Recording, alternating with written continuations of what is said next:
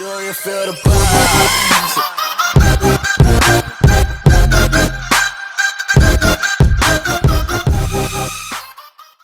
Hello students, இப்போ இந்த செஷனில் என்னன்னு கேட்டிங்கன்னா, இப்போ லாஸ்ட் கிளாஸில் சில டவுட்ஸ் எல்லாம் கேட்டிருந்தீங்க. ரெண்டாவது இப்போ பார்த்தீங்கன்னா ஒரு சில கொஷின்ஸ்க்கு ஆன்சர்ஸே பார்த்தீங்கன்னா கொஞ்சம் டிஃப்ரென்ஸாக எழுதியிருந்தீங்க. ஸோ இப்போ அதெல்லாம் வந்து இந்த செஷனில் கொஞ்சம் பார்க்க போகிறோம், வேறு ஒன்றும் கிடையாது. ஸோ ஃபஸ்ட்டு பார்த்தீங்கன்னா ionisation energy, how to define the ionisation energy அப்படின்னு பார்த்தீங்கன்னா, அயனைசேஷன் எனர்ஜிங்கிறது ஒரு பெரிய விஷயமே ஒன்றும் இல்லை. ஒரு ஆட்டம் இருக்குது அப்படின்னா ஆட்டத்தில் சென்ட்ரலில் ஒரு நியூக்ளியஸ் இருக்கும் இல்லையா? அந்த நியூக்ளியஸ் சுற்றிலும் என்ன இருக்கும், ஆக்சுவலி எலக்ட்ரான்ஸ் சுற்றி சுற்றி வரும். இதுதான் நியூக்ளியஸ்னு வச்சுக்கோம். ஓகே, இதில் புரோட்டான் இருக்கும். ஓகே, இதில் வந்து எலக்ட்ரான்ஸ் என்ன செய்யணும்னா which is revolve around the nucleus. So in a different ஷெல்ஸ்னு வச்சுக்கலாம். ஓகே, இப்போ என்னென்னா கே ஷெல்லில் எலக்ட்ரான்ஸ் இருக்குது அப்படின்னு வச்சிங்களேன். இப்போ பார்த்தீங்கன்னாப்பா எலக்ட்ரான் வந்து கே ஷெல்லில் இருக்குது அப்படின்னு கேட்டிங்கன்னா, அப்போ நியூக்ளியர் ஃபோர்ஸ் ஆஃப் அட்ராக்ஷன் வந்து which is higher for K shell. But இந்த இது இருக்குல்ல, நியூக்ளியஸில் விட்டு எலக்ட்ரான்ஸ் வந்து தள்ளி போயிட்டே இருக்குன்னா the ஃபோர்ஸ் ஆஃப் அட்ராக்ஷன் குறைஞ்சிக்கிட்டே இருக்கும். அப்போ நியூக்ளியர் ஃபோர்ஸ் ஆஃப் அட்ராக்ஷன் இருந்ததுன்னா அந்த எலக்ட்ரானை நம்மளால எடுக்க முடியாது இல்லையா? அப்போ என்ன செய்யும், we are giving more amount of energy, that's why ionization energy is increases. Okay, அப்போ எங்கெல்லாம் நியூக்ளியர் ஃபோர்ஸ் ஆஃப் அட்ராக்ஷன் அதிகமாக இருக்கோ இதுக்கு பேர் என்ன சொல்லுவோம்னா எஃபெக்டிவ் நியூக்ளியர் சார்ஜ் அப்படின்னு சொல்லுவோம்.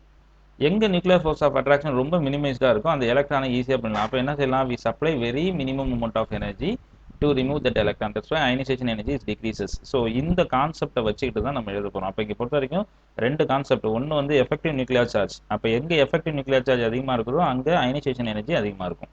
Because due to nuclear force of attraction is higher than that of loosely bounded electron, அதாவது வெளியில் இருக்கிறத விட, அப்படிங்கிற மாதிரி நம்ம எழுத போகிறோம். ரெண்டாவது பார்த்தீங்கன்னா half field fully field.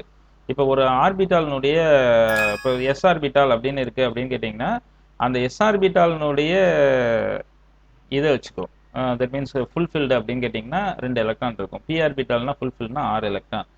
Okay, அப்போ ஃபுல்ஃபில்டாக இருந்துச்சுன்னா it is more stable than that partial filled. So அந்த கேசஸ் அப்போ ரெண்டு ஆட்டத்தை நம்ம கம்பேர் பண்ணும்போது ஃபஸ்ட்டு எலக்ட்ரானிக் கான்ஃபிகரேஷனை போட்டு கம்பேர் பண்ணி பார்க்கணும். அந்த எலக்ட்ரானிக் கான்ஃபிகரேஷன் போட்டு கம்பேர் பண்ணி பார்த்துட்டு அதில் ஹாஃப் ஃபில்டு ஃபுல்ஃபில்டு இருந்ததுன்னா அதை வச்சு நம்ம எக்ஸ்பிளைன் பண்ணணும். ஸோ அந்த மாதிரி இல்லையா, அப்போ என்ன செய்கிறோம், எதுக்கு வந்து nuclear charge protons number that is atomic number எதுக்கு அதிகமாக இருக்கோ அதுக்கு எஃபெக்டிவ் நியூக்ளியர் சார்ஜ் அதிகம் அப்படின்னு போட்டு எக்ஸ்பிளைன் பண்ண வேண்டியதான். இவ்வளோ தான் அப்போ இந்த அயனைசேஷன் எனர்ஜிலேருந்து நாம் எழுதக்கூடிய ஒய் கொஸ்டின்ஸ், வேறு ஒன்றுமே இல்லை. ஸோ இங்கே பார்த்தீங்கன்னா சக்ஸசிவ் அயனைசேஷன் எனர்ஜி இதை ஃபுல்லாக தான் நம்ம எழுதணும்.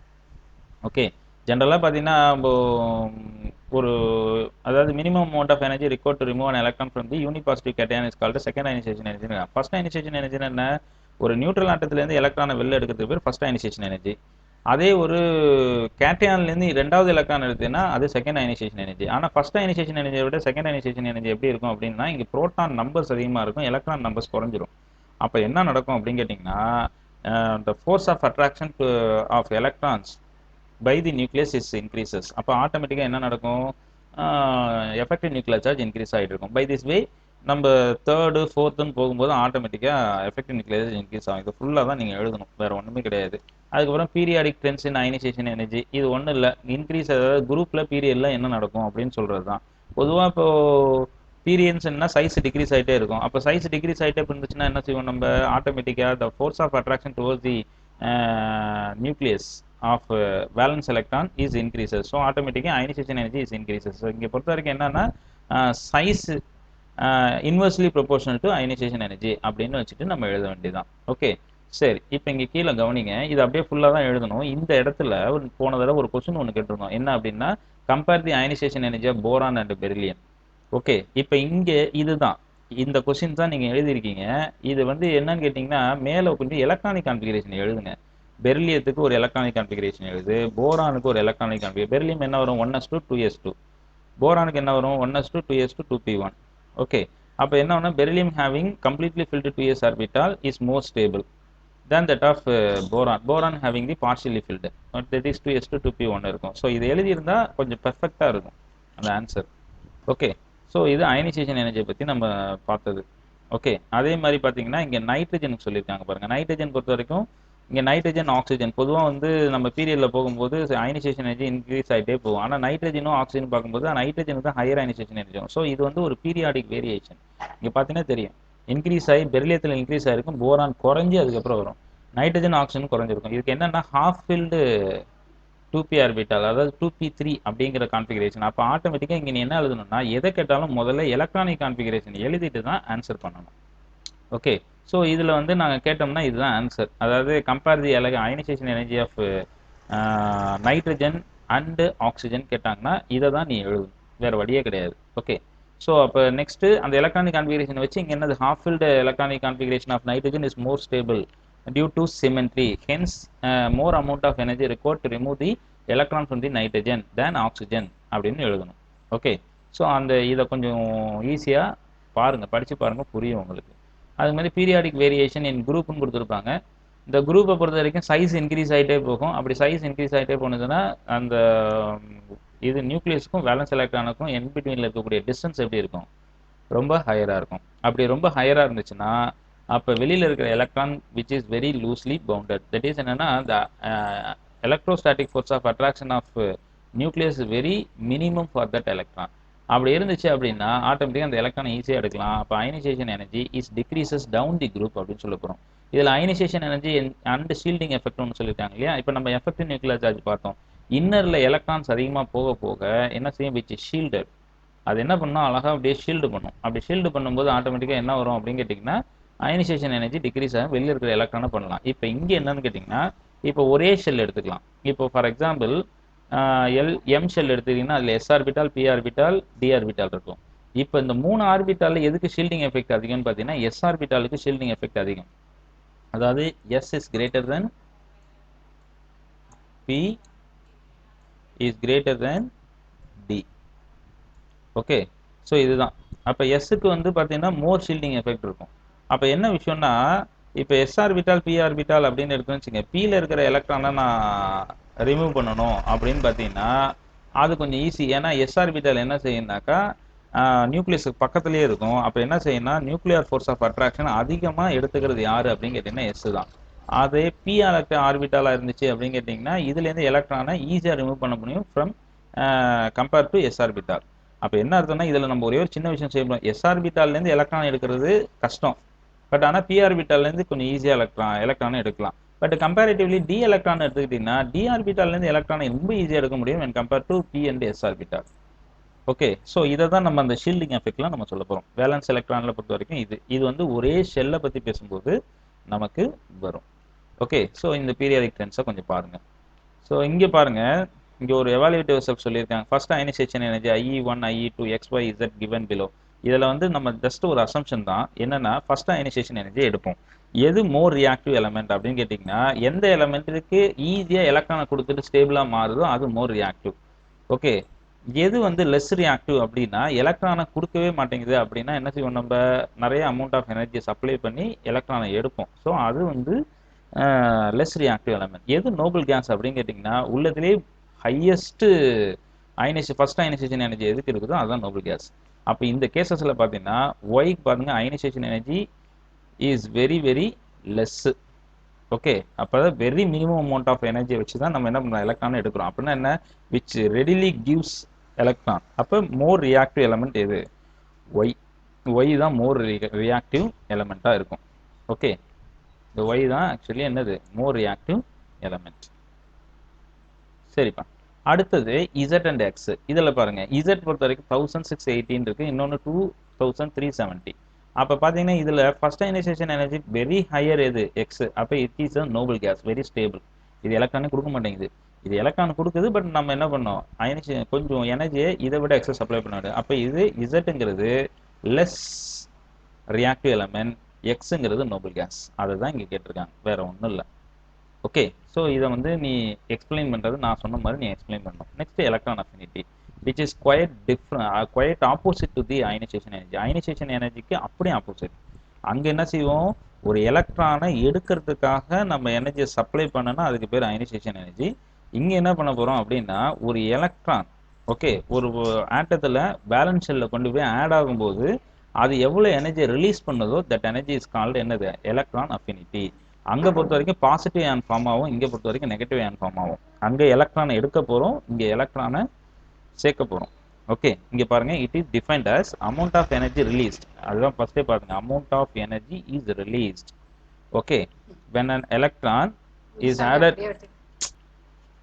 when an electron added to the valence shell in an isolated neutral gaseous atom in its ground state. Okay, ஒரு ground stateல ஒரு எலக்ட்ரானை ஆட் பண்ணும்போது என்ன ஆக போகுது, ஆக்சுவலி ஒரு நெகட்டிவ் அயன் ஃபார்ம் ஆகும். அப்போ அமௌண்ட் ஆஃப் எனர்ஜி ரிலீஸ் ஆகும். அங்கே வந்து என்ன செஞ்சோம், எலக்ட்ரானை எடுக்கிறதுக்கு நான் சப்ளை பண்ணினேன்.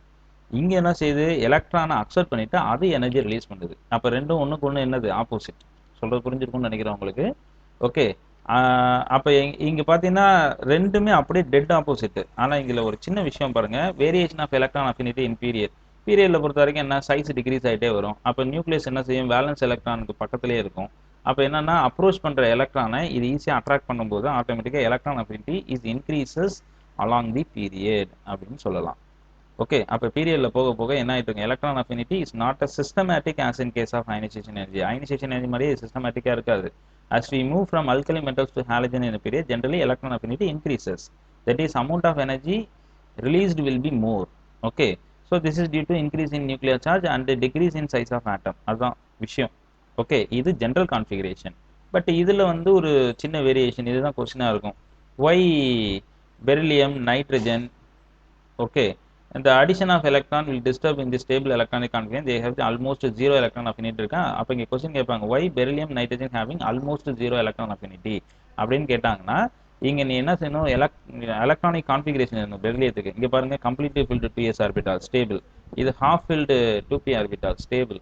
அதனால இந்த எக்ஸ்ட்ரா ஸ்டெபிலிட்டி, இதில் ஒரு எலக்ட்ரான் ஆட் பண்ண அப்படின்னா இதோட ஸ்டெபிலிட்டி டிஸ்டர்ப் ஆகிடும். அப்படி டிஸ்டர்ப் ஆனிச்சுன்னா கண்டிப்பாக என்ன ஆயிரும், அது அது வந்து அக்செப்ட் பண்ணாது. அப்படி இருக்கிறதுனால இதுக்கு எலக்ட்ரான் அஃபினிட்டி ஆல்மோஸ்ட் என்னவா இருக்கும், ஜீரோவாக இருக்கும். மற்றபடி ஹாலோஜன்ஸ் இதுக்கெல்லாம் பார்த்தீங்கன்னா எலக்ட்ரான் அஃபினிட்டி வேல்யூ நெகட்டிவ்னு சொல்லுவாங்க. நெகட்டிவ்னா எனர்ஜி ரிலீஸ் ஆகுது இல்லை. ஓகே, அமௌண்ட் ஆஃப் எனர்ஜி எவ்வளோ வருது, முன்னாடி நெகட்டிவ் போட்டிங்கன்னா என்ன விஷயம் அப்படின்னா அது ரிலீசிங்னு அர்த்தம், பாசிட்டிவ்னா அக்செப்டிங்னு அர்த்தம். ஓகே, அப்போ நெகட்டிவ்னா ஹை எலக்ட்ரான் அஃபினிட்டி வேல்யூன்னு அர்த்தம், பாசிட்டிவ்னா லோ எலக்ட்ரான் அஃபினிட்டி வேல்யூ அப்படின்னு அர்த்தம். ஸோ அப்போ இங்கே பார்த்தீங்கன்னா இந்த ட்ரெண்டை பாருங்க, பார்த்தா உங்களுக்கு புரியும். Lithium, beryllium, boron, carbon. லித்தியத்துலேருந்து அப்படியே குறையுது பாருங்க, லித்தியத்துலேருந்து பெரிலியம் குறைஞ்சிருச்சு. ஆக்சுவலி பார்த்தீங்கன்னா லித்தியத்தை விட அது அதிகமாக இருக்கணும். ஆக்சுவலி பெரிலியம் என்ன ஆச்சு, குறைஞ்சிருச்சு. எதுக்குன்னு கேட்டிங்கன்னா இந்த இடம் குறைஞ்சதுக்கான ரீசன் என்ன, because due to the completely filled 2s orbital. அடுத்தது வழக்கம் போல போரான் இன்க்ரீஸ் ஆகி கார்பன் வருது, மறுபடியும் நைட்ரஜன் குறைஞ்சிருச்சு. அப்போ இங்கே இது ரெண்டுத்துக்கும் வேல்யூ பாருங்க ஆல்மோஸ்ட் ஜீரோவா. ஓகே, அப்போ இதுலேருந்து நம்ம ஒரு விஷயம் தெரிஞ்சுக்கலாம், ஏன் அப்படின்னா இது ஹாஃப் ஃபில்டு, இது என்னது கம்ப்ளீட்லி ஃபில்டு. அதுக்கப்புறம் அதே மாதிரி பாருங்க, உள்ளதுலேயே ஹையஸ்ட் எலக்ட்ரான் அஃபினிட்டி பாருங்க ஃப்ளூரின், இதுதான் எங்கே இருக்குது, மோஸ்ட் நெகட்டிவ் பாயிண்ட்ல இருக்கு பாருங்க. அப்போ இதுலேருந்து ஒரு சின்ன விஷயம் தெரிஞ்சுக்கலாம், என்ன, fluorine having the highest electron affinity value அப்படின்னு சொல்லலாம். அப்படி எலக்ட்ரான் அஃபினிட்டி வேல்யூ ஃப்ளூரினுக்கு அதிகமாக இருக்கிறது காரணம் என்ன அப்படின்னா, இது ஒரே ஒரு எலக்ட்ரான் அக்செப்ட் பண்ணால் நோபல் கேஸ் கான்ஃபிகரேஷன் வந்துடும். அப்போ ஈஸியாக என்ன பண்ணால் high amount of energy release பண்ணும். அப்போ என்ன அர்த்தம், ஒரு ஆட்டம் ஈஸியாக எலக்ட்ரான் அக்செப்ட் பண்ணிச்சு அப்படின்னா அமௌண்ட் ஆஃப் எனர்ஜி ரிலீஸ் ஆகும். ஒரு ஆட்டம் எலக்ட்ரானே அக்செப்ட் பண்ணலை அப்படின்னா அமௌண்ட் ஆஃப் எனர்ஜி வரவே வராது. அதுதான் முக்கியம். ஓகே, சரி, அடுத்தது நியான் பாருங்களேன். It is the positive value. நியானுக்கு வந்து பாசிட்டிவாக வருதா. அப்போ இதுலேருந்து நான் என்ன வர போகிறேன் அப்படின்னா, நியான் ஹேசிங் the noble gas configuration which is very stablest configuration. அப்போ இதுலேருந்து எலக்ட்ரானை நம்ம கண்டிப்பாக சேர்க்கவே முடியாது. அப்போ it is always zero electron affinity தான். ஓகே, இதாவது அக்செப்ட் பண்ணுறதுக்கான வாய்ப்புகள் இருக்கும். ஓகே, ஆனால் இதை பொறுத்த வரைக்கும் என்னன்னா கண்டிப்பாக அக்செப்ட் பண்ணவே பண்ணாது. அப்போ என்ன செய்யலாம்னா இட் ரிக்வயர்ஸ் எனர்ஜி. அப்போ என்ன பண்ணுறேன், நான் கொஞ்சம் எனர்ஜியை கொடுத்து அந்த எலக்ட்ரானை அக்செப்ட் பண்ண வைக்கிறேன். அதனால இதுக்கு என்ன வேல்யூ, பாசிட்டிவ் வேல்யூன்னு சொல்லலாம். ஸோ இங்கே பார்த்தீங்கன்னா தெரியும், noble gases having the NS to NP6 configuration and addition of further electron is unfavourable and recovers energy. கொடுத்துருக்காங்களா. இங்கே ஒரு கொஸ்டின் கேட்பாங்க, என்ன அப்படின்னா, why noble gases having positive electron affinity value. அப்போ இங்கே ரெண்டு கொஸ்டின் இருக்கு. Why nitrogen, beryllium having almost zero electron affinity, first question. Second question, why noble gases having positive electron affinity value. So இதுதான் answer. Next பாருங்க, halogen having the general electronic configuration NS to NP5. அப்போ இதில் பார்த்தீங்கன்னா ஒரே ஒரு electron பட்டும், அப்போ readily accept electron to get stable noble gas configuration. That's why NS to NP6. Therefore each period halogen having the high electron affinity value. இது next question. So ஓகேவா, generally என்ன சொல்லியிருப்பாங்க, halogen having high electron affinity why அப்படின்னு கேட்டாங்கன்னா இது எழுதணும். இங்கே பார்த்தீங்கன்னா ஹை நெகட்டிவ் வேல்யூஸ் அப்படின்னு சொன்னாலே அதுக்கு என்ன ஹை எலக்ட்ரான் அஃபினிட்டி வேல்யூ இருக்கும். நம்ம நெகட்டிவ்னா உடனே இமீடியட்டாக நமக்கு அந்த நெகட்டிவ் கான்செப்ட் போயிடக்கூடாது.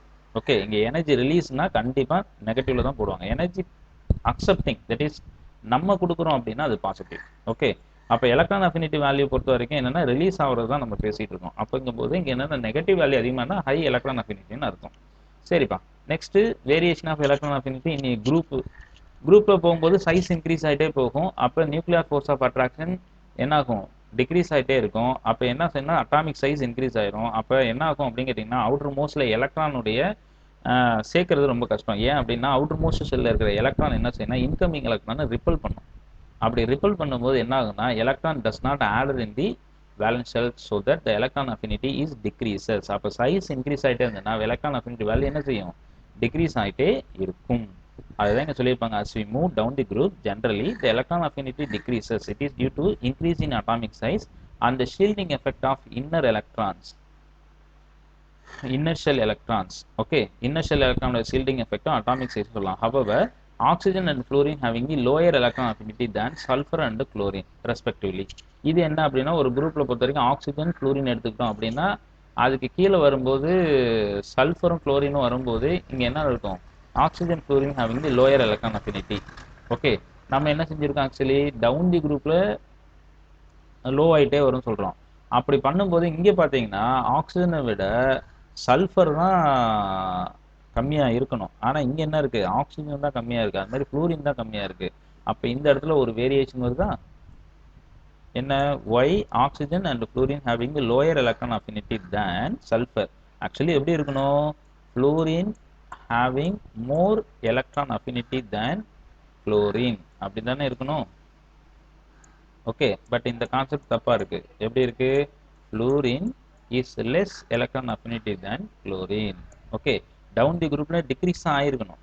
பட் ஆனா இந்த இடத்துல என்ன இருக்கு, இன்க்ரீஸ் ஆயிருக்கா. இந்த மாதிரி இன்க்ரீஸ் ஆனதை தான் அவங்க வந்து என்ன சொல்றாங்கன்னா ஏன் அந்த மாதிரி இருக்கு அப்படின்னு சொல்றாங்க. இதுக்கு என்ன காரணம்னு கேட்டிங்கன்னா ஒண்ணுமே இல்லை, சைஸு சின்னது. அப்போ என்ன செய்யணும்னா ஒரு ஷெல்லில் இருக்கிற எலக்ட்ரான் வந்து எப்படின்னா க்ரௌட் ஆயிருக்கும், அப்படியே கிட்ட கிட்ட காம்பாக்டாக இதாக இருக்கும். அப்படி இருக்கும்போது இந்த nucleus attraction for the incoming electron is less. அதனால fluorine having less electron affinity than chlorine. இங்கே பாருங்க, the size of oxygen and fluorine atoms are comparatively small and they have the high electron density. Electron density அங்க ஹையா இருக்கும். Moreover, the extra electron added to the oxygen and fluorine has to be accommodated in the 2p orbital which is relatively compact. Compact means என்னன்னா சின்னதா இருக்கும். இப்போ ஒன்றும் இல்லை, 8 பேரை சின்னதா இருக்கக்கூடிய ஒரு ஸ்பேஸ்ல வைக்கிறதுக்கும் அதே 8 பேரை நல்லா பெருசா இருக்கிற ஸ்பேஸ்ல வைக்கிறதுக்கும் டிஃபரன்ஸ் இருக்கு. சின்னதா இருந்தா நெருங்கி நெருங்கி இருப்பாங்க. அப்ப நியூக்ளியஸ் என்ன செய்யாதுன்னா அதை விட்டு வெளியில போய் அந்த இன்கமிங் எலக்ட்ரானை அட்ராக்ட் பண்ணாது. அதை தான் இங்க சொல்லியிருப்பாங்க. Okay, to the 3p orbital of the sulphur. Okay, so and chlorines, so oxygen fluorine having the lower electron affinity than their respective குரூப்னு சொல்லியிருக்காங்களா, இதை வந்து ஆன்சராக எழுதணும். ஓகே, ஸோ இது ரொம்ப முக்கியம். இந்த கொஸ்டின் வந்து கொஞ்சம் வேரியேஷன் வர்றதுக்காக சொல்றாங்க. ஸோ இங்கே பார்த்தீங்கன்னா இந்த டிஃப்ரென்ஸ் இருக்கு பாருங்க.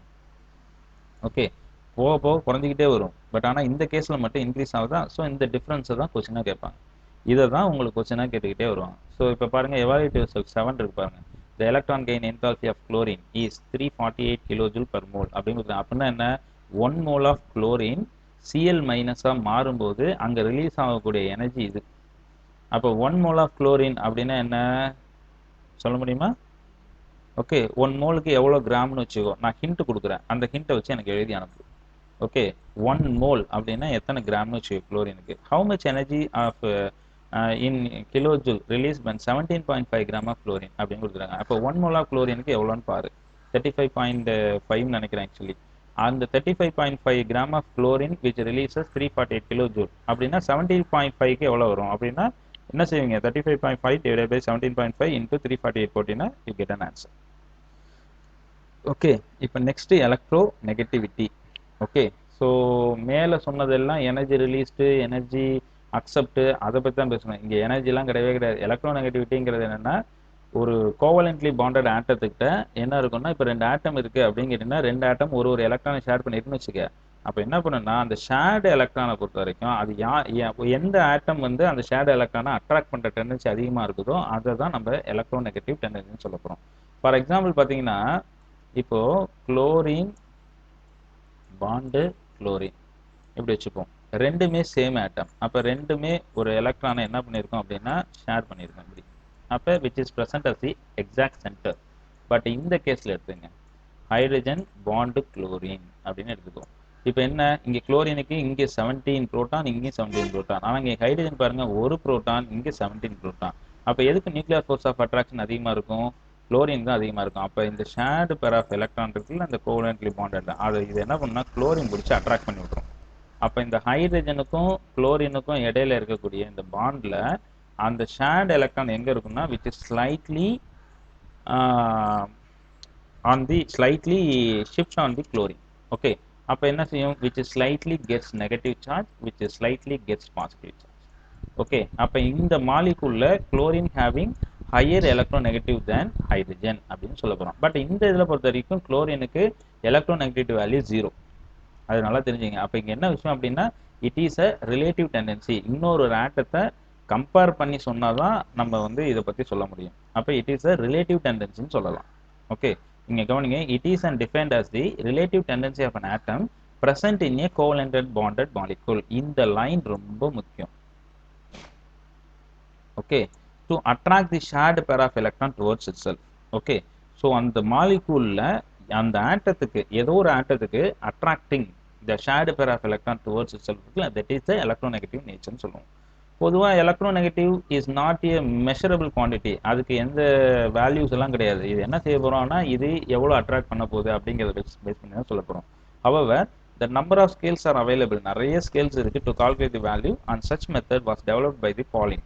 இதுல ஒரு பாலிங் மெத்தட் சொல்லியிருப்பாங்க. அவர் என்ன பண்ணிருக்கோம்னா ஆர்பிட்டர்லி மீன்ஸ் என்ன அர்த்தம் அப்படின்னா அசம்ஷன் தான், சும்மா ஜஸ்ட் ஒரு அசம்ஷன். அவர் என்ன பண்ணிருக்காரு assign the value for hydrogen okay and fluorine ரெண்டுத்துக்கும் அவர் ஸ்டேபிளா ஒரு வேல்யூ சொல்லியிருக்கு. ஹைட்ரஜனுக்கு எலக்ட்ரானிட்டி வேல்யூ 2.1 அண்ட் ஃப்ளூரினுக்கு 4.0. இதை பேஸ் பண்ணி தான் அந்த ஸ்கேலையே நம்ம பண்ண போறோம். So based on this electronegativity values of the other elements can be calculated using the following expression. இந்த எக்ஸ்பிரஷன் பார்த்துக்க உங்க சீனியருக்கு இந்த எக்ஸ்பிரஷன் எப்படி வந்தது அப்படின்னு சொல்லிட்டு எக்ஸ்பிளைன் பண்ணியிருப்பாங்க. இப்போ இது நீங்க மெமரி தான் பண்ணணும். இது என்னன்னா XA மைனஸ் XB அப்படின்னா எக்ஸுங்கிறது electronegativity, electronegativity of A minus electronegativity of B. இங்க XA high electronegativity element, XB low electronegativity element. இப்போ இங்க பாத்தீங்கன்னா குளோரின் தான் ஹை எலக்ட்ரோநெகட்டிவ், இது வந்து லோ எலக்ட்ரோநெகட்டிவ். அப்ப எக்ஸ் ஏக்கு பதில் சிஎல், எக்ஸ் பிக்கு பதில் ஹச்னு போடலாம்.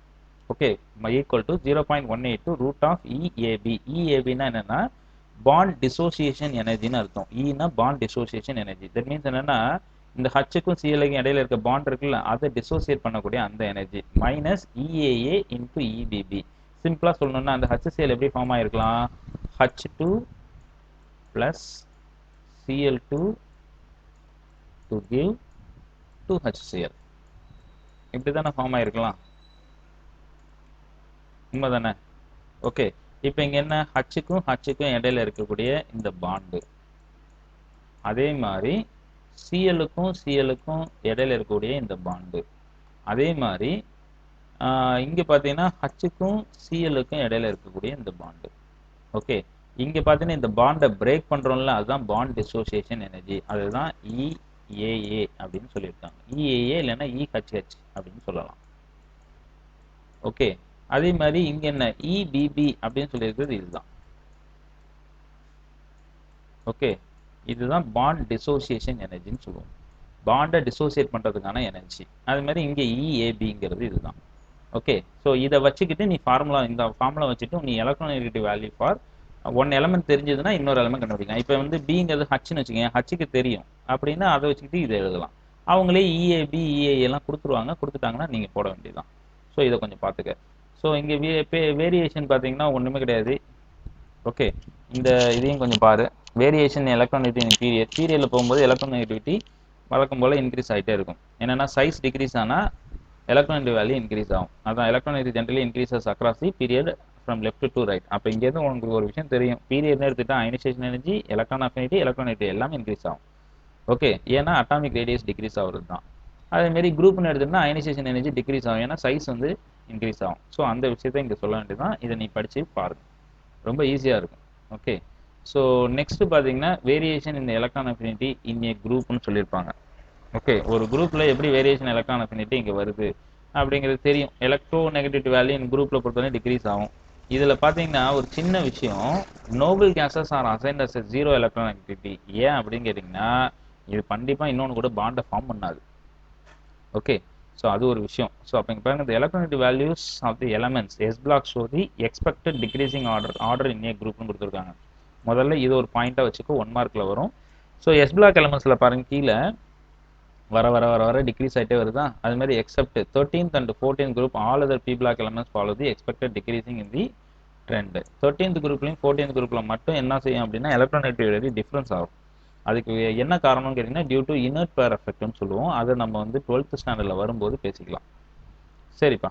ஸோ இப்போ இங்கே பாருங்க, எலக்ட்ரானெகட்டிவ் வேல்யூ டிக்ரீஸ் ஆகிட்டே வருதா. அப்போ பீரியடில் இன்க்ரீஸ் ஆகும், குரூப்பில் என்ன செய்யும், டிக்ரீஸ் ஆகும். ஸோ இங்கே நான் என்ன சொல்லியிருக்கேன்னா அதை மட்டும் கொஞ்சம் அண்டர்லைன் வச்சுக்கோ பென்சில் வச்சு. Next periodic trends in chemical properties, அது வரலாம். கெமிக்கல் ப்ராப்பர்ட்டிஸை பொறுத்த வரைக்கும் என்னென்னா, பொதுவாக chemical properties which only determine by electrons present in the valence shell. Okay, valence ஷெல்லில் இருக்கிற எலக்ட்ரான் தான் என்ன பண்ணுன்னா டிசைடே பண்ணும் என்ன, அதுக்கு எப்படி அந்த ரியாக்டிவிட்டி இருக்கும். இப்போ நம்ம ஆல்ரெடி பார்த்தோம்ல, low reactive element, less reactive element, Nobel case எது, ஹை ரியாக்டிவ் எலமெண்ட். இப்போ இங்கே என்னன்னா அயனைசேஷன் எனர்ஜி ரொம்ப ரொம்ப லெஸ்ஸாக இருந்ததுன்னா அது highly electronic high reactive element. Ionisation energy ரொம்ப ஹையராக இருந்தால் அது என்ன சொல்லுவோம், லெஸ் ரியாக்டிவ், இல்லைன்னா நோபல் கேஸ்ன்னு சொல்லிடுவோம். ஓகே, அப்போ என்ன சொல்லுவோம் அப்படின்னா இங்கே பாருங்க, the periodicity of the physical properties such as atomic radius, ionization enthalpy, electron affinity and electronegativity. The addition the chemical properties such as reactivity, valence, oxidation status, etc. also show the periodicity in certain extent. So okay, இந்த செக்ஷன்ல நம்ம என்ன பண்ண போறோம் அப்படின்னா first oxidation ஸ்டேட்டை பத்தி பார்க்க போறோம். ஓகே, ஸோ ஆக்சிடேஷன் ஸ்டேட்டுங்கிறது என்ன சார் அப்படின்னா, வேலன்ஸ் ஷெல்லில் இருக்கக்கூடிய எலக்ட்ரானை நம்ம எத்தனை எலக்ட்ரானை ரிமூவ் பண்ண போறோம். ஓகே, இப்போ என்னன்னா ஒரு எலக்ட்ரானை ரிமூவ் பண்ணனா அதோட ஆக்சிஜன் ஸ்டேட் +1. புரிஞ்சுதா இல்லையா.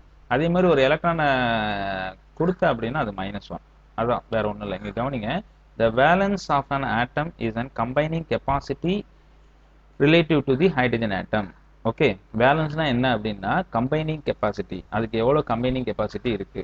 ஓகே, யாரு கூட ரிலேட் பண்ண போறாங்க, ஹைட்ரஜன் கூட. It is usually equal to the total number of electron in the valence shell or equal to the 8 minus number of valence electron சொல்லலாம்.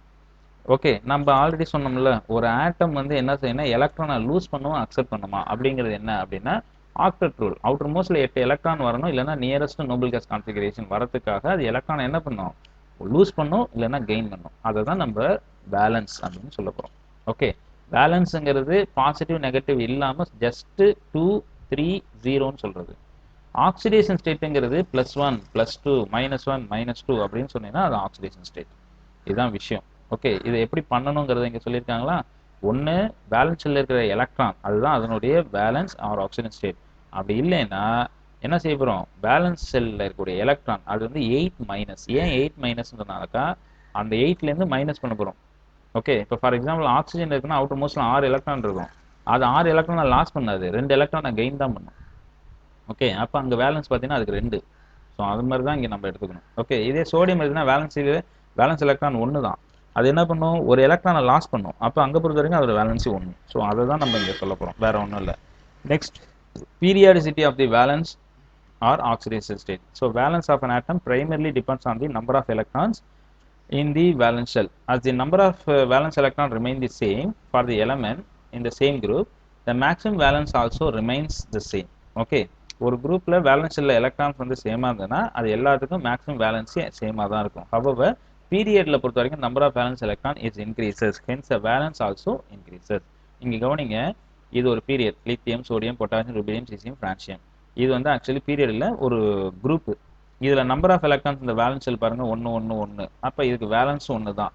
Nitrogen, phosphorus, arsenic, antimony, bismuth எல்லாத்துக்கும் number of electron 5. இந்த valence பாருங்க. Okay, 3 5 நைட்ரஜனை பொறுத்த வரைக்கும். புரியுதா உனக்கு. So இங்கே 3ங்கிறது ஏன் வரலாம் அப்படின்னு கேட்டிங்கன்னா அவுட்டர் மோஸ்ட்ல 5 எலக்ட்ரான் 5 எலக்ட்ரானையும் ரிலீஸ் பண்ணிட்டா 5. சொல்ற புரியுதா. இல்ல 3 எலக்ட்ரான் அக்செப்ட் பண்ணிக்கிட்டு அது 8 எலக்ட்ரானிக் கான்ஃபிகரேஷன் வந்து அது 3. அப்ப என்ன வரலாம், இதுல 2 டைப் ஆஃப் பேலன்ஸ் இருக்கு. என்ன, 3ங்கிறதும் ஒன்று கிடைக்கலாம், இல்லைன்னா 5ம் கிடைக்கலாம். அதே மாதிரி தான் எல்லாத்தையும் இருக்குதான்னு பாருங்க. ஓகே, அப்போ நைட்ரஜனை பொறுத்த வரைக்கும் ரெண்டு டைப் இருக்கு. என்ன, 5 எலக்ட்ரான்ஸையும் ரிமூவ் பண்ணுனா அது வேலன்ஸ் 5, இல்லைன்னா 8 - 5 = என்னது 3. இந்த ரெண்டுத்துல ஏதோ ஒன்று இங்கே வரும். இது எதை பேஸ் பண்ணி வரும்னா எலக்ட்ரோ நெகட்டிவிட்டி பேஸ் பண்ணி வரும். ஓகே, இப்போ ஒரு சின்னதா ஒரு இது பார்த்தீங்கன்னா, இப்போ நைட்ரஜன் எடுத்துக்கிட்டேன்னு வச்சுக்கோங்க, ஹைட்ரஜன் கூட வந்துச்சு அப்படின்னா NH3 அப்படின்னு ஃபார்ம் பண்ணுவோம். இப்போ ஹைட்ரஜனுக்கு பாசிட்டிவ் சார்ஜ், ஏன்னா hydrogen is less electro negative then nitrogen. அப்போ நைட்ரஜனுக்கு தான் நெகட்டிவ் சார்ஜ் அதிகம். அப்போ என்ன பண்ணுன்னா 3 எலக்ட்ரானை ஹைட்ரஜன் கூட வாங்கிக்கும்.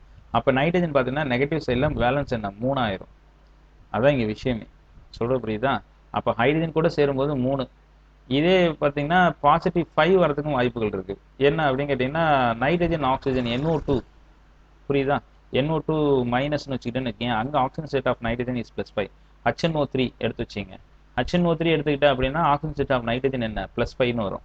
அங்கே என்ன செஞ்சிடும் அப்படிங்கிறதுனா ஹைலி எலக்ட்ரோநெகட்டிவ் எலமெண்ட் இருக்கு இல்லையா, அந்த ஹைலி எலக்ட்ரோநெகட்டிவ் ஆக்சிஜன் என்ன பண்ணுன்னா நைட்ரஜனை பாசிட்டிவ் சார்ஜ் தான் கொண்டு போகும். ஏன்னா ஆக்சிஜன் என்ன பண்ணுன்னா நைட்ரஜன் கிட்ட இருந்து எலக்ட்ரானை அக்செப்ட் பண்ண ஆரம்பிச்சிடும். அதனால இது என்ன செய்யணும், எலக்ட்ரானை கொடுக்குற டெண்டன்சி வந்துடும். அப்போ இங்கே என்ன விஷயம்னா நைட்ரஜன் கூட ஹைலி எலக்ட்ரோநெகட்டிவ் ஆட்டம் இருக்குதா இல்லை லெஸ் எலக்ட்ரோநெகட்டிவ் ஆட்டம் இருக்குதாங்கிறத வச்சு தான் இந்த வேலன்ஸ் இது மாதிரி என்ன செய்யும், வேரியேஷன் வரும். ஓகே, இப்போ நெக்ஸ்ட் பீரியட்ல வரலாம். Lithium, beryllium, boron, carbon, nitrogen, oxygen, chlorine, neon எடுத்துப்போம். வேலன்ஸ் எலக்ட்ரான் பாருங்க 1 2 3 4 5 6 வருதா. இப்போ பாருங்க 1 2 3 4 வரைக்கும் ஓகே. 5 வரும்போது பாருங்க வேலன்ஸ் 5 ஆர் 3. ஏன் அப்படின்னு கேட்டிங்கன்னா இந்த ரெண்டு டைப்பும் வாய்ப்புகள் இருக்கு. இங்கே பொறுத்த வரைக்கும் நீ 8லேருந்து மைனஸ் பண்ணா அதே தான். ஓகே, ஸோ இங்கே பார்த்தீங்கன்னா பேலன்ஸில் 3 எலக்ட்ரான்ஸ் தான் இருக்குது. நீ பாட்டுக்கு 8 - 3 போட்டுட்டு 5ன்னு போட முடியாது. ஏன் போட முடியாதுன்னா அதில் மொத்தம் 3 எலக்ட்ரான் தான் இருக்குது. ஆனால் இங்கே பொறுத்த வரைக்கும் என்ன அப்படின்னா 4 விட அதிகமாக வந்துடும்போது அப்போ ரெண்டு டைப் ஆஃப் பேலன்ஸ் இங்கே பாசிபிள். 6 எடுத்துக்கிட்டேன்னா ஆக்சிஜன் 6னா என்ன வரலாம், ஆக்சிஜனுக்கு மேக்ஸிமம் 2 தான், +6 ஆக்சிஜன் ஸ்டேட்டுங்கிறது கொஞ்சம் ரேர். ஓகே, அதே மாதிரி ஃப்ளூரின் அதை எடுத்துக்கிட்டிங்கன்னா ஆக்சிஜன் ஸ்டேட் வரலாம். என்ன அப்படின்னா ஃப்ளூரினுக்கு -1 ஆக்சிஜன் ஸ்டேட் 7, ஆனால் ஃப்ளூரினுக்கு 7 ஆக்சிஜன் இதே கிடையாது, வேலன்ஸ் மேக்ஸிமம் கிடையவே கிடையாது. அதுமாதிரி நியான் எடுத்துக்கிட்டிங்கன்னா மேக்ஸிமம் 0 ஆக்சிஜன் ஸ்டேட்டு தான். ஓகே, இந்த 8ங்கிறது வராது, ஆனால் பாசிபிலிட்டி உண்டு. புரியுதா இல்லையா? ஆக்சிஜனுக்கு 6 பாசிபிலிட்டி உண்டு, +6 அப்படிங்கிற ஒரு பாசிபிலிட்டி உண்டு. அதை கொஞ்சம் பார்த்துங்க. ஓகேவாப்பா, சரிப்பா. ஸோ இந்த இதில் பொறுத்த வரைக்கும் இப்போ ஆக்சிடேஷன் ஸ்டேட்டு வேலன்ஸை பற்றி பார்த்தாச்சு. இப்போ நெக்ஸ்ட் பார்த்தீங்கன்னா anomalous properties of second period elements கொடுத்துருக்காங்களா. அனாமலஸ்னால் என்னென்னா நம்ம எதிர்பார்க்காத டிஃபரிங் ப்ராப்பர்ட்டிஸ் அப்படின்னு சொல்லலாம். அந்த differing properties of second period எலமெண்ட்ஸை பற்றி நம்ம பேச போகிறோம். இப்போ பாருங்க, as we know the elements of the same group show the similar physical and chemical properties. Okay, so ஒரு ஒரு சேம் குரூப்பில் ஒரு எலமெண்ட்ஸ் இருந்தது அப்படின்னா அதுக்கு ஃபிசிக்கல் அண்ட் கெமிக்கல் ப்ராப்பர்ட்டி சேமாக தான் இருக்கும். However, the first element of each group differ from the other members of the group in certain properties. அப்போ ஒரு குரூப்புக்கும் இன்னொரு குரூப்புக்கும் இடையில இருக்க எலமெண்ட்ஸ் பார்த்தீங்கன்னா ரெண்டுத்துக்கும் பார்த்தீங்கன்னா ப்ராப்பர்ட்டிஸ் எல்லாமே என்ன செய்யும், மாறும். For example lithium and beryllium from more covalent compounds. Okay, but unlike alkali and alkaline earth metals are predominantly form ionic compound. alkaliயும் alkali metals-உம் பார்த்தீங்கன்னா மேக்ஸிமம் ஒரு ionic compound ஃபார்ம் பண்ணும். The elements of second period only 4 orbitals, that is 2s 2p ரெண்டு இருக்கா in the valence shell and have the maximum covalence of 4. Okay, so அப்போ என்னன்னா இந்த second period எலமெண்ட்னா என்னன்னா K shell, அதாவது L ஷெல்லுக்கு போச்சு, K ஷெல்லை விட்டு எல் ஷெல் போச்சு. அதில் பொறுத்த வரைக்கும் 2s ஆர்பிட்டாலும் பாசிபிள், 2p ஆர்பிட்டாலும் பாசிபிள். அப்போ இதுக்கு மேக்ஸிமம் கோவலன்ஸ் என்ன இருக்கலாம் அப்படின்னா மேக்ஸிமம் ஒரு 4 இருக்கலாம். So whereas the other members of the subsequent periods have more orbital in their valence shell show the higher valences. அப்போ கே ஷெல்லை விட்டு எல் ஷெல்லுக்கு போகிற அப்படின்னா அதில் 2s, அதாவது 3s 3p 3d வரலாம். அப்போ இது மாதிரி போகும்போது ஆட்டோமேட்டிக்காக என்ன வரும் அப்படின்னு கேட்டிங்கன்னா ஒரு டைகனல் ரிலேஷன்ஷிப் வரலாம். தட் மீன்ஸ் என்னென்னா ஒவ்வொரு இதுக்கும் தட் மீன்ஸ் என்னென்னா செகண்ட் பீரியடில் பார்த்தீங்கன்னா 2s 2pன்னு வருது, தேர்ட் பீரியட்லாம் வரும்போது நிறைய ஆர்பிட்டால் பாசிபிள் வரும். அப்போ அதுக்கெல்லாம் ஹையர் வேலன்சஸ் அதிகமாக போய்கிட்டே இருக்கும். ஓகே, அதனால என்னன்னா செகண்ட் பீரியட் எலமெண்ட்டுக்கு மட்டும் என்ன இருக்கும் அப்படின்னு கேட்டிங்கன்னா ஒரு சின்ன டிஃபரிங் ப்ராப்பர்ட்டிஸ் இருக்கும். ஓகே, சரி, நெக்ஸ்ட் இங்கே ஃபார் எக்ஸாம்பிள் பாருங்க, boron forms Bf4- but aluminium forms AlF6 3-. Okay, so அப்போ இது ரெண்டுத்துக்கும் இது டிஃபர் ப்ராப்பர்ட்டிஸ் இருக்கு பாருங்க. போரான்ங்கிறது ஒரு செகண்ட் பீரியட் எலமெண்ட் தான், அலுமினியம் அப்படிங்கிறது என்ன அப்படின்னு கேட்டிங்கன்னா second period element, sorry third period element. Okay, போரான்ங்கிறது செகண்ட் பீரியட், அலுமினியம்ங்கிறது தேர்ட் பீரியட். இங்கே போரான் பாருங்க Bf4-, மேக்ஸிமம் கோவலன்சி என்ன 4 தான், ஆனால் இங்கே பாருங்க கோவலன்சி மாறிடுச்சு. அதனால தான் இந்த இடத்துல என்ன சொல்றாங்கன்னா இதுக்குன்னு ஒரு சின்னதாக அனாமலஸ் ப்ராப்பர்ட்டிஸ் வரதுக்கு. இது காரணம் என்னன்னு கேட்டிங்கன்னா பிகாஸ் இதில் ஆர்பிட்டால்ஸ் பார்த்தீங்கன்னா கொஞ்சம் மினிமமாக இருக்கிறது தான் காரணம் அப்படின்னு சொல்கிறாங்க. Next case diagonal relationship. Diagonal ரிலேஷன்ஷிப்னா என்ன அப்படின்னு கேட்டிங்கன்னா ஒரு அதாவது எப்படின்னா ஒரு பீரியடுக்கும் இன்னொரு பீரியடில் இந்த ரெண்டுத்துக்கும் பார்த்தீங்கன்னா ஒரு சில எலமெண்ட்ஸுக்கு டயகனலாக பார்த்தீங்கன்னா ப்ராப்பர்ட்டிஸ் சேமாக இருக்கும். அப்போ அந்த மாதிரி ப்ராப்பர்ட்டிஸ் சேமாக இருக்கிறத நம்ம டயகனல் ரிலேஷன்ஷிப் அப்படின்னு சொல்லுவோம். ஸோ இங்கே கவனிங்க, on moving diagonally across the periodic table, the second and the third period element shows certain similarities. அதுக்குன்னு சில similarities ஒரு சில ப்ராப்பர்ட்டிஸ் மட்டும் சேமாக இருக்கும். பொதுவாக பார்த்தீங்கன்னா செகண்ட் பீரியட் எலமெண்ட்டுக்கும் தேர்ட் பீரியட் எலமெண்ட்டுக்கும் நிறைய டிஃப்ரென்ஸ் இருக்கும். ஆனால் அதில் ஒரு சில எலமெண்ட்ஸுக்கு மட்டும் என்ன இருக்கும் அப்படின்னா சில ப்ராப்பர்ட்டிஸ் சேமாக இருக்கும். Even though the similarity is not same as we see in the group மாதிரிலாம் இருக்காது. அதாவது எப்படி இருக்குன்னா நியர்பை சேமாக இருக்கும். ஓகே, ஸோ வி சி இந்த group it is quite pronounced இந்த ஃபாலோயிங் பேர் ஆஃப் எலமெண்ட்ஸ். இந்த பேர் ஆஃப் எலமெண்ட்ஸை பாருங்க, lithium, beryllium, boron, carbon, sodium, magnesium, aluminium, silicon. இது செகண்ட் பீரியட் எலமெண்ட், இது தேர்ட் பீரியட் எலமெண்ட். இதில் லித்தியத்துக்கும் மேக்னீசியத்துக்கும் பெரிலியத்துக்கும் அலுமினியத்துக்கும் போரானுக்கும் சிலிக்கனுக்கும் இந்த டயகனல் ரிலேஷன்ஷிப் பற்றி இப்போ அடுத்த லெசனில் நம்ம பார்க்க போகிறோம். என்னென்ன ப்ராப்பர்ட்டிஸ்லாம் இதுக்கெல்லாம் சேமாக இருக்குது. So the similarity in property exist between diagonal placed element is called diagonal relationship. So அப்போ டயகனல் ரிலேஷன்ஷிப்பை பற்றி கேட்டாங்கன்னா அடிக்கடி இந்த கொஸ்டின் வரும். இதை நீங்கள் எழுதுகிற மாதிரி இருக்கும். Next periodic trends in the chemical reactivity. கவனிப்பா, the physical and the chemical properties of the elements are depend on valential electronic configuration. Okay, இது ஆல்ரெடி நம்ம பார்த்தது தான். எந்த ஒரு எலமெண்ட்டுக்கும் ஃபிசிக்கல் ப்ராப்பர்ட்டியாக இருக்கட்டும், கெமிக்கல் ப்ராப்பர்ட்டிஸாக இருக்கும், எல்லாமே எதை டிபெண்ட் பண்ணியிருக்கும் அப்படின்னா வேலன்ஸில் இருக்கிற எலக்ட்ரானை பேஸ் பண்ணி தான். அப்போ இங்கே என்ன விஷயம்னா the elements on the left side in the periodic table அப்படின்னா என்ன, இந்த அல்கலி மெட்டல்ஸ் அப்படின்னு சொல்லுவோம்ல, lithium, sodium, potassium, rubidium, caesium இருக்குல்ல, அதுக்கு எல்லாத்துக்கும் பார்த்தீங்கன்னா less ionisation energy and readily loses their valence electron. Okay, அது எல்லாம் ஈஸியாக எலக்ட்ரானை ரிமூவ் பண்ணுறதுக்கு ரெடியாக இருக்கும். அதே மாதிரி on the other hand the elements in the right side of the periodic table. Periodic table right சைடில் எக்ஸ்ட்ரீம் எண்டில் என்ன இருக்குது அப்படின்னா நோபல் கேஸ். அதை மட்டும் விட்டுடு. அதுக்கு முன்னாடி என்ன இருக்குது, ஹாலஜன்ஸ் இருக்கா, குளோரின், குளோரின், புரோமின், அயோடின், ஆஸ்டட்டின் அப்படின்னு இருக்குல்ல, அதை எடுத்துக்கிட்டீங்கன்னா விச் ரெடிலி அக்செப்ட். அப்போ அதுக்கு எலக்ட்ரான் அஃபினிட்டி வேல்யூ எப்படி இருக்குன்னா ஹையராக இருக்கும். அப்போ இந்த ரெண்டு எண்டும் எப்படி இருக்கும் அப்படிங்கிறீங்கன்னா ஹைலி ரியாக்டிவ் அப்படின்னு சொல்லலாம். Okay, the elements in the right side in the periodic table have high electron affinity and readily accept electron. As a consequence of these elements of those extreme ends show the high reactivity when compared to the elements present in the middle. அப்போ ரெண்டு எண்ட்லையும் பார்த்தீங்கன்னா reactivity ரொம்ப ஹையராக இருக்கும், middle இருக்கிற reactivity கம்மியாக இருக்கும். But in the case of noble gases having the completely filled electronic configuration, neither accept nor lose. இது electron அக்செப்டும் பண்ணாது, லூஸும் பண்ணாது. Okay, hence they are chemically inert in nature. Okay, இது ஒரு question, why noble gases are chemically inert அப்படின்னு கேட்டாங்கன்னா இது கொஸ்டினுக்கு answer பண்ணுங்க. Next, the ionization energy is directly related to the metallic character. இப்போ என்ன விஷயம்னா ionization energy ரொம்ப லோவாக இருந்துச்சு அப்படின்னா metallic character increases. ionization energy ஹையாக இருந்துச்சு அப்படின்னு கேட்டிங்கன்னா metallic character கம்மி, தட் இஸ் நான் மெட்டாலிக் கேரக்டர் அதுக்குன்னு அர்த்தம். அப்போ இங்கே பார்த்தீங்கன்னா the ionization energy is directly related to the metallic character and the elements are located at the left lower portion in the periodic table having the less ionization energy. அப்போ உனக்கு லெஃப்ட்டில் lowest portion அப்படின்னு பார்த்தீங்கன்னா கீழே வந்து CCM அது மாதிரிலாம் இருக்கும். ஸோ அதுக்கெல்லாம் பார்த்தீங்கன்னா மெட்டாலிக் கேரக்டர் ரொம்ப ஹையராக இருக்கும்.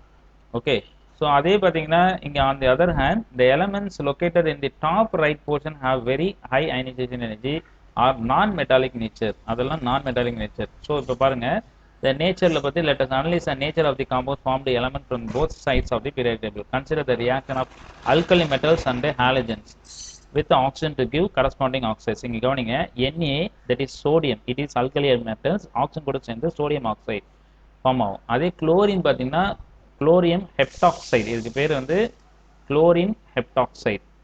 ஓகே, ஸோ கவனிங்க, டைக்ளோரைடு ஹெப்டாக்சைன்னு சொல்லலாம், குளோரின் ஹெப்டாக்சைன்னு சொல்லிடலாம். ஸோ அப்போ பாருங்க, since sodium oxide reacts with water, இப்போ இந்த சோடியம் ஆக்சைடு வாட்டர் கூட போட்டீங்கன்னா சோடியம் ஹைட்ராக்சைடு ஃபார்ம் ஆகும். That's why it is called basic oxide அப்படின்னு சொல்லலாம். இது வந்து ஒரு பேசிக் ஆக்சைடு சொல்லலாம். இதே இங்கே இருக்கு பாருங்க, பெர்க்ளோரிக் ஆசிட் அப்படின்னு சொல்லுவோம்ல, ஸோ இதுக்கு பேர் Cl2O7, அதாவது குளோரின் ஹெப்டாக்சைன்னு சொல்லலாம், அப்படி இல்லைன்னா பெர்க்ளோரிக் ஆசிட்னு சொல்லலாம். இது வந்து என்ன அப்படின்னா ஒரு அதாவது வாட்டர் கூட போட்டிங்கன்னா பெர்க்ளோரிக் ஆசிட். இது பெர்க்ளோரிக் ஆசிட்ல வாட்டர் கூட போட்டால் பெர்க்ளோரிக் ஆசிட் ஃபார்ம் ஆகும். That's why it is called this heptoxide is called என்ன சொல்ல போகிறோம் அப்படின்னு கேட்டிங்கன்னா அசிடிக் ஆக்சைடுன்னு சொல்லுவோம்.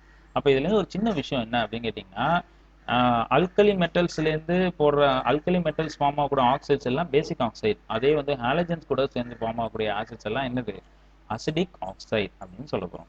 ஸோ இங்கே பாருங்கள் சோடியம் இது போடுறேன். ஸோ ஆட்டோமேட்டிக்காக என்ன ஃபார்ம் ஆகுது, சோடியம் ஹைட்ராக்சைடு Cl2O வாட்டர் கூட சேர்றேன் பெர்க்ளோரிக் ஆசிட் HClO4ங்கிறது perchloric acid. Okay, thus the elements from the two extreme ends of the periodic table behave differently as expected. Okay, as moved down the group, the ionization energy decreases and the electropositive character of the element increases. Ionization energy decreases means easy electron remove ஆயிடும். அப்போ ஈஸியாக positive nature form ஆகும். That's why electropositive character of the element increases. Okay, hence the hydroxides of these elements become more basic. அப்போ மேலேருந்து கீழே வர for example sodium oxide, potassium oxide, rubidium oxide வரும்போது sodium ஆக்சைடை விட ருபீடியம் ஆக்சைடுக்கு பேசிக் character ஹையராக இருக்கும். Okay, for example let us consider the nature of second group hydroxide, that is beryllium hydroxide. It is an amphoteric. Amphoteric means என்னன்னா acidic ஆக்சைடாகவும் behave பண்ணும், பேசிக் oxide that is பேசிக் ஆக்சைடாகவும் இது என்ன செய்யும், behave பண்ணும். அதனால இதுக்கு பேர் என்னன்னா ஆம்போடெரிக் ஹைட்ராக்சைடு அப்படின்னு சொல்லலாம்.